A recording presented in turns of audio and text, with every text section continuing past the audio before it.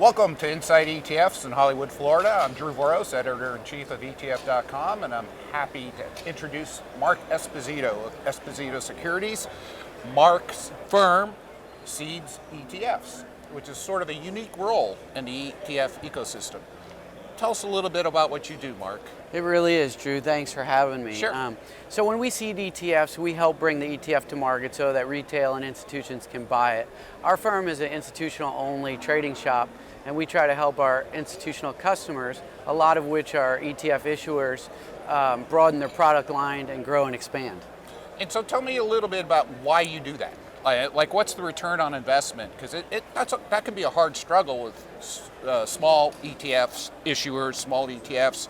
So you basically come up with a couple $1 million to get the ETF going, and then what happens? Yeah, the gold standard is really $2.5 million to launch an ETF, but you know, it really is one of our products that's a loss leader. What we try to do is get trading volume and do other lines of business across multiple asset classes with our institutions. And but it's a fun area. You know, we get to see all the new ETFs come to market, and we spend a lot of time on that because it helps our clients. We're really a client-centric firm. All of our capital is put out for the clients in order to grow their offering. So how many ETFs have you seeded? Oh gosh, over 13 years, it's hard to count. Last year, I think we did over a couple dozen. Mm-hmm.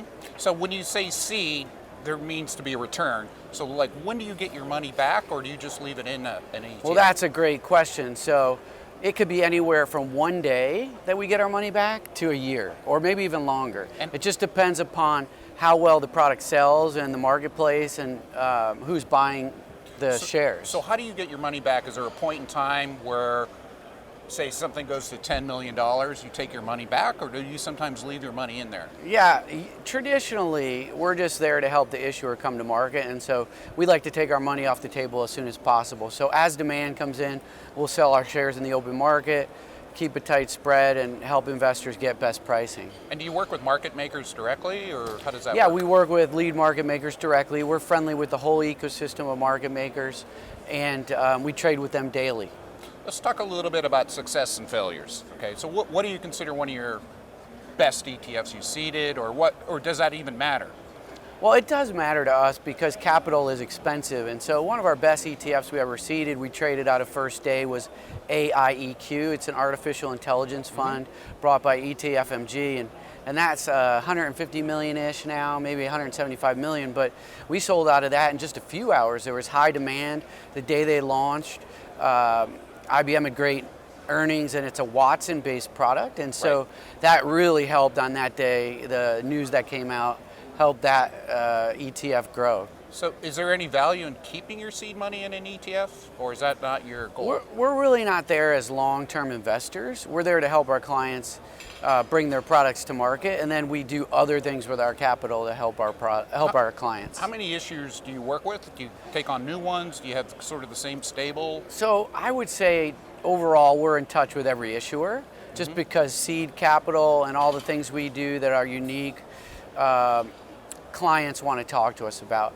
So our list is about 100, and we do business regularly with probably 50. So let's go on the other side. Have there been regrets or failures or lessons learned doing this? So I have no regrets. I love the business and I love our clients. I think some funds have done better than others, but when pre-launch, you just never know how a fund's going to do. You could have the best marketing plan, the best distribution plan, the best product in the best marketplace, and it doesn't sell. You know, a lot of times funds that we think are going to do great don't, and vice versa. So it's really just the luck of the draw in a lot of cases, and just working closely with our clients to understand how they're going to sell the product, because that's really important. And in the beginning, products usually don't get any of the wirehouse platforms, so you're dealing with independents. So we lately have been dealing with a lot of RIAs who put their own money into the ETF and grow it that way in the beginning. So we're here at Inside ETFs, the biggest industry conference in the world. What do you do when you come here? So when I come here, you know, I meet with clients and prospects to grow our business. I mean, everyone's here. Probably I'd say half of our clients and prospects are here. It's just a nice way to meet with a lot of people in a short period and grow our business rather than traveling all around the world to meet with our clients. Sure. Mark, thank you for taking time out. And I hope everybody checks out the ETF.com video series from Inside ETFs. I'm Drew Voros with Mark Esposito. Drew, it's my pleasure. Thanks for having me. You're welcome.